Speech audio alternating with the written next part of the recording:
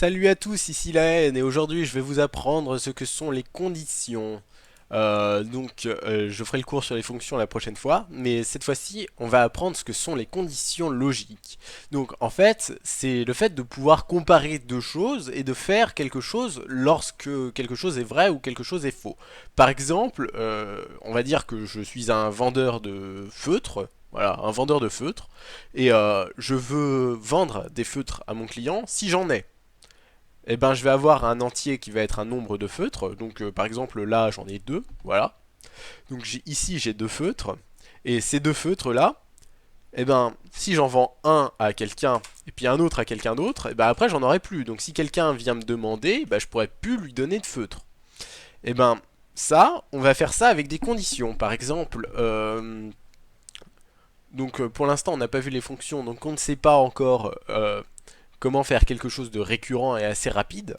Mais par exemple, si je mets un int nombre de feutres, nombre de feutres égale 0, non, égale 2, parce que là j'en ai deux, et ben, donc ici on a un entier, donc ici on va faire un if, donc c'est si, le nombre de feutres de feutres est égal. Donc en fait les conditions c'est double égal euh, est égal, enfin on va dire est supérieur à zéro, strictement supérieur. C'est-à-dire que si j'en ai zéro, il va dire non. Et ben si c'est le cas, il va exécuter ce qu'il y a entre ces deux crochets là. Donc ça va être system.out.println. Il manque un T. On ouvre la parenthèse et on va dire je peux te vendre un feutre. Et donc, comme on en a vendu un, et ben on va faire nombre de feutres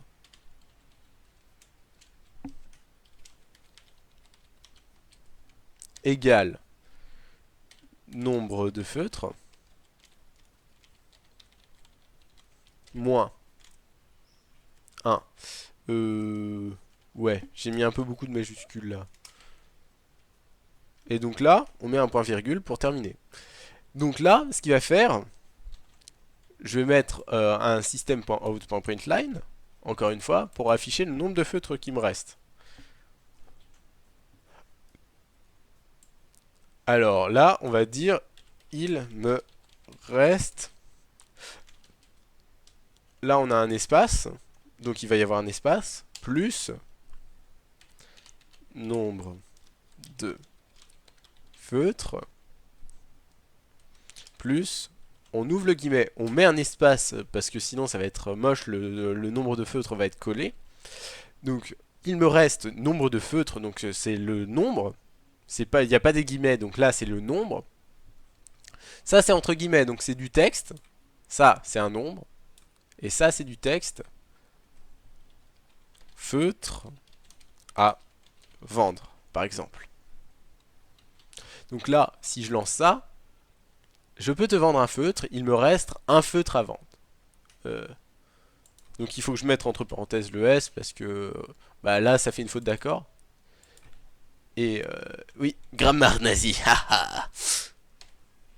Donc il me reste nombre de feutres plus feutre à vendre avec un accent parce qu'on peut pas dire avait vendre. C'est un peu débile. C'est une règle d'orthographe quand même. Donc je peux te vendre un feutre, il me reste un feutre à vendre. Mais ce qu'il faut savoir, c'est que si je mets ça avant la condition, c'est-à-dire là, on n'a pas encore vendu de feutre. Ça, c'est pour vendre un feutre. Et ben, ici, on n'a pas encore vendu de feutre. Bon, on est d'accord, normalement, on devrait gagner de l'argent, mais on est gentil et on les vend pas, on les donne. Mais on dit qu'on les vend, mais pour zéro. Donc, il me reste deux feutres à vendre. Je peux te vendre un feutre. Il me reste un feutre à vendre. Et ben là, tant qu'il y aura des feutres, euh, si je mets ça, et si par exemple je recommence avec nombre de feutres égal à 1, là il me reste un feutre. Donc il me reste un feutre à vendre, je peux te vendre un feutre, et il me reste 0 feutre à vendre. Seulement là, on va dire que j'ai plus de feutres. Je les ai tous vendus. Parce que je suis quelqu'un de... J'ai bien vendu. Mais là il me dit, il me reste 0 feutre à vendre, il me reste 0 feutre à vendre. C'est-à-dire que le client, on lui a pas répondu. On sait juste, nous, qu'il nous reste 0 feutre à vendre. Et ben là, on va dire sinon.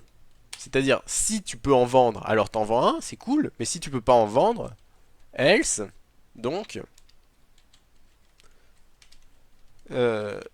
system.out.println.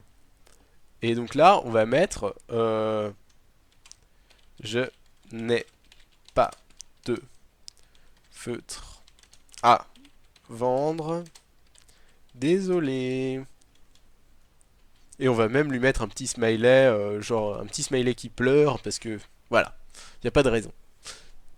Donc pour bien lui montrer notre déception. Donc je n'ai plus de feutre à vendre, désolé.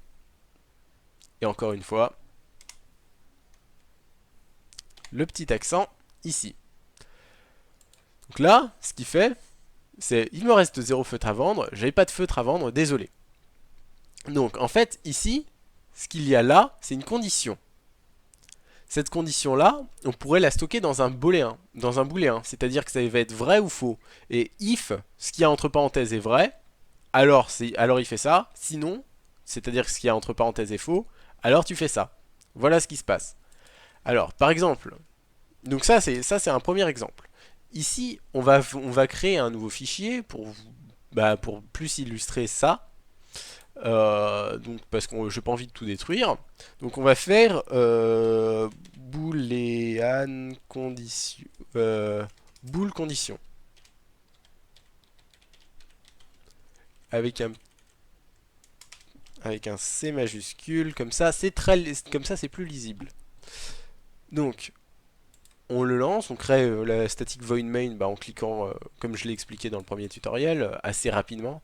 Et donc là on va faire par exemple boolean b égale par exemple 2 égale 3. Donc là, B sera vrai si 2 est égal à 3, ce qui est absolument pas possible, on est bien d'accord. Donc, si je mets system.out.println, entre parenthèses, B, B, point virgule, hop, je lance ça. Et donc là, il envoie false, parce que B n'est pas égal à 2. C'est logique. Enfin, 2 n'est pas égal à 3, c'est logique. C'est mathématiquement impossible. Eh bien, dans ce cas-là, B n'est pas égal à 3, donc c'est bon. Par contre, si 2 est inférieur ou égal à 3, donc inférieur ou égal à 3, alors c'est vrai. Mais même si B n'est que inférieur à 3, d'ailleurs on va mettre des petits espaces pour que ça soit plus joli, si B n'est que inférieur à 3, bah, c'est aussi vrai. Par contre, si 3 est inférieur à 3, ben 3 est égal à lui-même, donc il n'est pas inférieur, il est inférieur ou égal, comme je le disais tout à l'heure.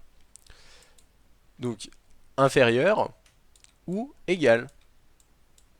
Donc là c'est vrai. Si c'est supérieur, ben on va mettre supérieur, comme ça. Un petit truc vers la droite. Donc, si vous le cherchez sur votre clavier, parce que ça doit peut-être vous embêter, c'est ici, en fait. Donc voilà. Donc ici on peut tester que 3 est supérieur ou égal à 3. Après, voilà. Mais on peut dire aussi différent, c'est-à-dire que si c'est égal, on peut mettre égal égal. Après, on pourrait faire un if else et dire si c'est égal, tu fais rien, et si c'est pas égal, tu fais quelque chose. Seulement, ils sont pas, les programmeurs étant des gens très flemmards, et ben ils ont créé ce point d'exclamation égal qui teste juste le différent en fait. C'est-à-dire que là, et ben, 3 n'est pas différent de 3. Mais là, je pourrais mettre 42 par exemple. Bah, là, il va me dire oui à chaque fois. Je peux changer la valeur. Tant que c'est pas exactement 3, il dira que ce sera vrai. Après, si on a envie de comparer des chaînes de caractères, parce que bon, comparer des nombres c'est bien, mais comparer des chaînes de caractères, on peut pas juste dire string text égale YOLO. Si je lui dis hop, si je lui dis donc là, vous allez voir assez rapidement qu'il va y avoir une erreur un petit peu casse-pied. Donc là, je lui dis si c'est égal à YOLO, c'est-à-dire la valeur du texte qui est à l'intérieur. Sauf, il va me dire non. Là, je vous le prévois, il va me dire non. Ah bah si, il le dit. Il dit vrai. C'est bizarre. String texte 2 égale YOLO. Normalement, il ne devrait pas trop me dire oui. Ou alors c'est quelque chose que je ne savais pas. En général, quand on veut comparer deux objets, enfin, on va pas le faire comme ça. Parce que là, bon, là, pour le coup, ça marche. Mais généralement, on va plutôt privilégier le point equals. Parce que là-dessus, on est toujours sûr que euh, YOLO. Voilà. Parce que là-dessus, on est toujours sûr que le test va vraiment être une comparaison des deux. Alors que lorsqu'on... Bon, pour le coup, pour le string, ça marche. Mais pour d'autres types d'objets, ça va pas forcément marcher. Mais ça, je vous expliquerai un petit peu plus tard ce que sont les objets exactement. Mais en fait, ce que je disais là, c'est vrai en Java que texte égale texte 2. Mais il y a d'autres langages dans lesquels ça va pas être exactement vrai. Parce que c'est stocké dans une variable et il va tester si les deux objets sont identiques. Et il va y avoir des conditions d'équivalence qui vont entrer en jeu. Je ne vais pas vous expliquer de manière trop complexe. Mais parfois le double égal ne va pas marcher. Bon, dans ce cas-là, ça marche. Donc, j'ai dit un peu n'importe quoi. Mais là, B, c'est bon. Alors que si je mets juste holo, bah évidemment, il va me dire non, j'ai pas dit, je t'ai dit lance. Là, il va me dire faux parce que c'est pas rigoureusement égal. C'est-à-dire qu'il va comparer le premier caractère au premier caractère, le deuxième caractère au deuxième caractère, le troisième caractère au troisième caractère. Voilà. Donc là, on a vu un petit peu tous les opérateurs. Donc les opérateurs, les différents opérateurs sont égal égal, euh, point d'exclamation égal, supérieur ou égal, supérieur, inférieur ou égal, et juste inférieur. Bon, évidemment, là, il m'embête un petit peu. Donc ça, c'est les différents opérateurs logiques standards qui sont utilisés. Mais si on a envie de tester deux conditions, parce que par exemple, on peut dire, oui, je veux que le texte, bah là, on va enlever ça, on va mettre int a égale 3. Alors, si je mets égale a égale 3, et ben là, il ne me renverra vrai que si A est égal à 3. Mais on va dire que j'ai envie que A soit égal à 3 ou égal à 2. Alors, on ouvre la parenthèse, on ferme la parenthèse pour améliorer la lisibilité, on met une condition par parenthèse. Là, on lui dit ou. Donc ça, c'est ou en Java. A, égal, j'en mets 3, il faut pas, égal à 2. Bah là, si je suis à 3, c'est vrai. Si je suis à 2, c'est vrai. Et si je suis à 42, ça va être faux. Là, il me dit non, j'en veux pas, c'est faux, c'est pas vrai. Mathématiquement, c'est pas vrai. Donc après, il y a ça, il y a le et aussi. On va faire par exemple int b égale 2, par exemple. Et ben là, non, int Bah, on va l'appeler C parce que B s'appelle pareil, et sinon il en veut, il dit que, enfin, on lui a dit B c'est un entier, et puis juste après on lui dit B c'est un booléen. Il dit mais qu'est-ce que c'est que ce bazar? Je n'y comprends rien.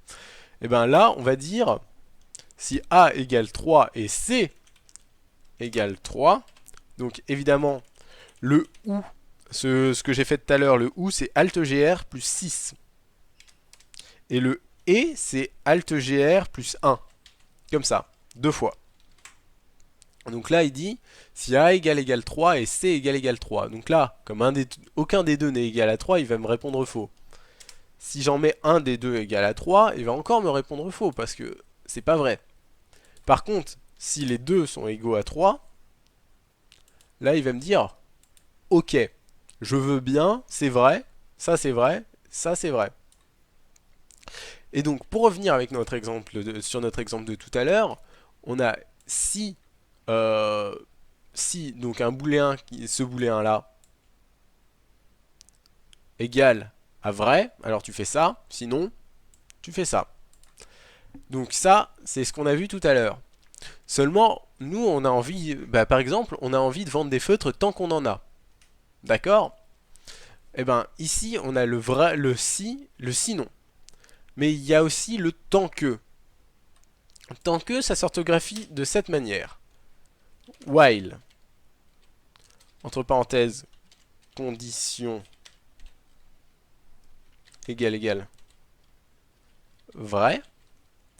Donc là, enfin, c'est si la condition est vraie, alors c'est bon. Sinon, il arrête de l'exécuter. Donc là, par exemple, dans notre exemple, on va dire while nombre feutre supérieur à 0. Alors, CTRL Z, là j'ai un petit peu mal tapé. J'ai pas appuyé sur le bon bouton. Hop, ici. Donc là, on commence au crochet. Donc là, évidemment, on indente parce que c'est la norme qui veut ça. C'est-à-dire que c'est pour améliorer la lisibilité du code. C'est que vous allez très vite comprendre, c'est que en fait, bah, on préfère assez rapidement savoir ce qu'il y a, ce qui est dans quelle chose. Donc là, par exemple, si on mettait tout au même niveau, bah, on ne sait plus très bien si on fait un programme très long, on ne sait plus très bien si ça c'est bon, ou alors si ça c'est... D'ailleurs c'est pas nombre feutre, c'est nombre de feutres, je viens de le remarquer. De feutres. Je suis en caps lock, c'est pour ça. Donc tant que nombre de feutres est supérieur à 0, alors tu fais ça, bon là le crochet il est pas fermé, donc résultat il va me dire ah mon dieu c'est quoi ce bazar. Hop, parce que là on voit bien bah, que ici c'est pas fermé, on ferme le fichier. On ferme le fichier. Hop. Mais on ferme plus une méthode. Il y a un des trucs qui n'est pas fermé. Ça c'est ouvert, c'est fermé, maintenant il est d'accord. Tout est en fait le truc c'est que quand on aligne tout, bah ici on sait que tant que le nombre de feutres sera supérieur à 0, il va afficher tout ça, il va faire tout ça, tout ce qu'il y a entre ce crochet là et ce crochet là. Donc on le voit très rapidement. Alors que si, bah, par exemple, on va dire que c'est un peu du bazar, mais hop, des trucs comme ça, bah là on s'y retrouve plus, à force. Hop, j'en ai mis un de trop. Et donc résultat, je remets vite fait l'indentation. Donc ça c'est ce qu'on appelle l'indentation, c'est le fait de décaler. Voilà. Donc là, on va carrément enlever ça.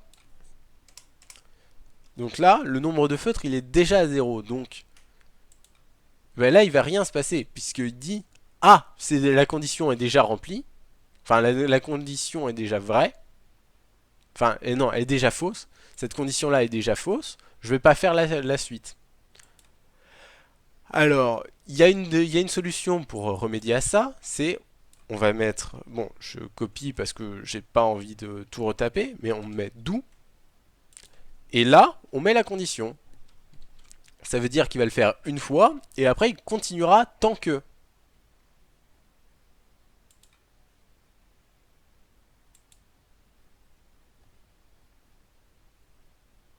Ah oui, il faut mettre un point virgule.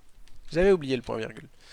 Donc oui, donc là il faut mettre un point virgule parce que ça finit. Donc là il dit, je n'ai pas de feutre à vendre, désolé. Il me reste 0 feutre à vendre. Alors, par exemple là, on va mettre qu'il y a 3 feutres. Eh ben, je peux te vendre un feutre. Là, il arrive à l'intérieur, il le fait, il dit, ah tiens, le nombre de feutres est supérieur à 0. Donc je peux te vendre un feutre. Le nombre de feutres, bah, on en enlève un puisqu'il l'a vendu. Après, donc ça, il le fait pas puisque cette condition n'a pas été vérifiée la première fois. Parce que ça a été fait, donc il ne fait pas ça. Comme ça a été fait, après, il saute toutes ces lignes-là. Et après, il arrive directement à cette ligne-là qui est affiche-moi, il me reste nombre de feutres à vendre. Et donc ça, il va le continuer tant que le nombre de feutres est supérieur à 0. Et après, là, il arrive, il dit il me reste 0 feutre à vendre, vu qu'il a vendu le dernier feutre, et il arrête de les vendre, tout simplement. Ce qui fait que s'il n'a pas de feutre, ça n'arrivera que s'il n'avait pas de feutre à l'origine. Voilà.